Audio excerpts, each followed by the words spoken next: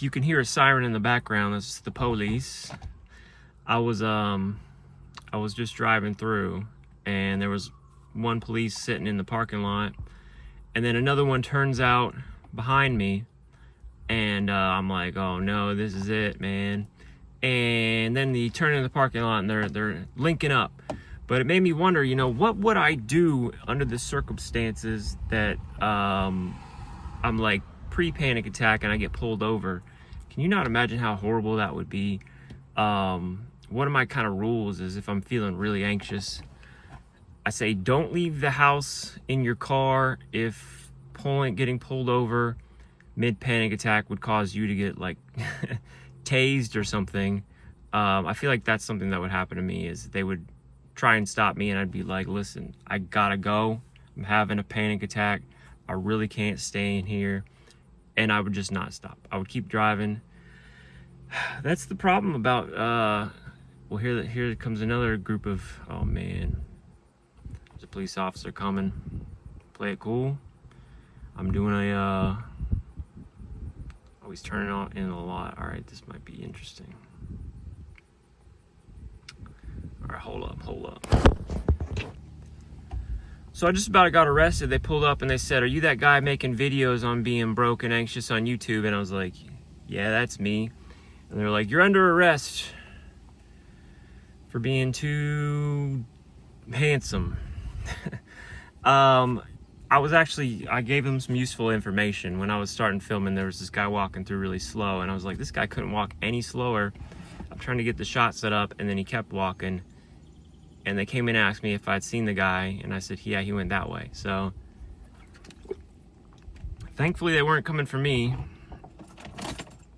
because I would have taken off running. Anyway, sorry, that's not what this video is about. This video is about, so I was feeling anxious. I went for a little drive. That's why I was thinking about, you never want to be out and about if you're too anxious to get pulled over by the police. Because when I feel like I'm having a panic attack, I don't stop. It's never happened to me, but I fear for it. I would look so weird. They would probably think I was on drugs. But anyway, back to the story at hand. So, actually, the reason that's kind of on the forefront of my mind is, dude, I had a panic attack yesterday. And I've been getting them a lot lately. And so I woke up from a nap. And I was just like instant panic. Like I don't know. Well, I know what it was. Like it felt like my body was going to explode, and it's probably from what I ate. And I just had a panic attack. So I've been thinking lately. The other day, I was visiting my parents, and they got a scale, and I stepped on the scale, and the scale said 126 pounds, right? 126 pounds as an adult. I think I weighed more than that in middle school. And I'm about 6 feet tall. So as you can imagine, I'm pretty thin, all right? Slowly losing weight. Like I stopped eating Pop-Tarts, stopped drinking soda, everything hurts my stomach. Every time I eat, my stomach hurts. So I haven't been eating. And I've lost maybe like 45 pounds. I don't know. But the reason I bring this up is because I don't know if I'm starting to look familiar to y'all. But here's the picture of me looking in the mirror this morning. All right, that wasn't really me. That was I inserted a picture of Christian Bale from The Machinist. And I was doing a little research. I saw that movie like 10 years, 20 years ago. And it's a psychological thriller. And Christian Bale in that movie is incredibly thin. I think I did a little research. He weighed, I think, 110 pounds. I think he's like anywhere from 5'11 to 6'1.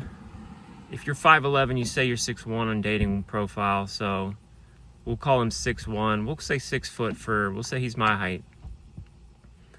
I'm 16 pounds away from being as thin as Christian Bale was in The Machinist. I don't recall him getting a lot of action in The Machinist. I'll have to rewatch it. I was reading about it, and he said he, in order to prepare for that, all he did was eat an apple and a can of tuna, and that was all he ate to lose all that weight. And I feel like I'm eating a lot more than that. Like, I eat Taco Bell every day. You'd think I would be fat, but I'm not. In fact, I'm 126 pounds. That's with clothes on, not shoes, but I was wearing clothes. So I want to make a video about what it's like to return from that, because Christian Bale, after The Machinist, he went and did Batman. And sorry if this is a little crooked. I got it balanced on my steering wheel with some books. So I don't know if that's better. So he went from 110 pounds to I don't know, 185, 200 for Batman. So I want to do a little series called Machinist to Batman, but you know what? It's something that I need to work on, because I do a lot of videos about being broke, and I thought, you know, if I spend less on food, maybe I wouldn't be so broke. And then I thought, well, I can't really afford to eat less because I would lose too much weight. And then part of me said, I want to see if I can get to 110 and look like Christian Bale from The Machinist, almost like this desire to mirror Christian Bale. And then I was like, no, this is going to be too unhealthy. I can't do that. And then I was at work, and I was like, I saw myself in a photo, and I saw myself in the mirror and stuff, and I look so thin. Like, my clothes just don't fit me anymore. My pants fall down. And I wanted to talk real quick about being a male, an underweight male, and how that affects your sexual market value, your SMV. And I'll tell you right now, it sinks it to absolutely sub-zero. And there's no ifs, ands, or buts, you know. In the value marketplace for mates, I took that ecology course over the summer, so I'm thinking about mating strategies of deer. I did a paper, and did you know deer prefer large antlers? So of course, we have a common ancestor. So of course, our potential mates prefer us to be larger. I don't know, man. It's hard out there for somebody who's trying to break a lot of these bad habits. You know what? I'm not even mad about being a thin, anxious incel. I don't even know if I'd consider myself an incel. It's more about a what we want to say. It's not involuntary. It is self-inflicted. So I'm a self-inflicted incel. It's a little bit different. It's called a self-cell. And I'm a self-cell because I'm thin and anxious and I can't change. And you know, society has certain standards of men. They don't want to talk about it too often. They want to say that we have standards for women. Of course we do. There's some standards for men as well. You got to be tall. You got to have money. You got to be good looking. You got to have a nice jaw. You can't be 126 pounds, soaking wet, looking like a walking candy apple because your head is so big, about to teeter and fall off your frame. I don't get a lot of attention. Plus I'm almost middle-aged, you know. So there are all these implications, or are there? There's all these issues with self-image. And I know, you know, a lot of us are overweight. A lot of us are underweight. I'm going to point the finger right at who's to blame. It's not you. It's not me. It's the food, all right? It's the government. It's the food. It's the farmers of the United States of America. It's the USDA. It's the FDA. It's the USDC. It's the BTC. It's Ethereum. It's everything. It's Tom Lee. He's the reason I'm in this mess. It's because of Tom Lee and Ethereum. And no, I think honestly, it's the food's bad, but we can make our own decisions. I think it's really hard to make a good decision on what you're going to eat, especially when you're dependent on Taco Bell every day. Especially when there are parasites in the lettuce, It's hard out here for a struggling human being. So I think what I'm gonna do, I think a lot of this weight loss is due to anxiety, and that's because of my current financial situation. As you see, I got a margin call last week. It's got me under a lot of stress. My account is teetering in the balance. Friday, I'm back to being within $2,000 of another margin call. If we get a Black Monday situation, I'm gonna be on another margin call. It's just margin call after margin call. I'm stressed out about it. I'm not eating, and I'm not doing a lot. So I really want to turn things around. And I realize, you know, this video might be a little boring to some of y'all, but I'm trying to turn this into a documentary channel of my life rather than a talking head channel about finance. Because I'm not good at that, but I'm good at, well, I'm good at being me, and that's not necessarily a good thing.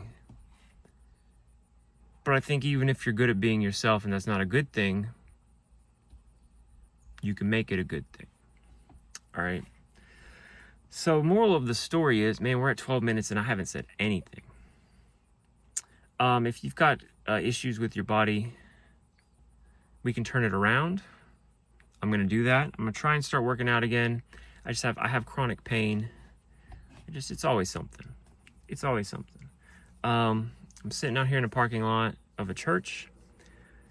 Several times, some missionaries have showed up in this very parking lot, parked right next to me and asked me if I was a guy named Chad. And I know they didn't want a guy named Chad. I know they were trying to make me feel weird about parking in this. I mean, it's a private lot right there. I mean, if it's a private lot, it's a private lot. But you know what? It's a Saturday and there's not a single car in this private lot. So if some missionaries show up and ask me if my name is Chad, and I tell them no, and then they say, do you want to go to church tomorrow? And I say, I got to work at 5 a.m. I can't. See, I thought this was America.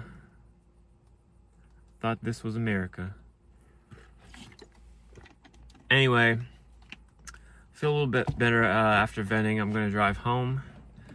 Hopefully I don't get pulled over by the police. Can you imagine what that would be like if you got pulled over having a panic attack?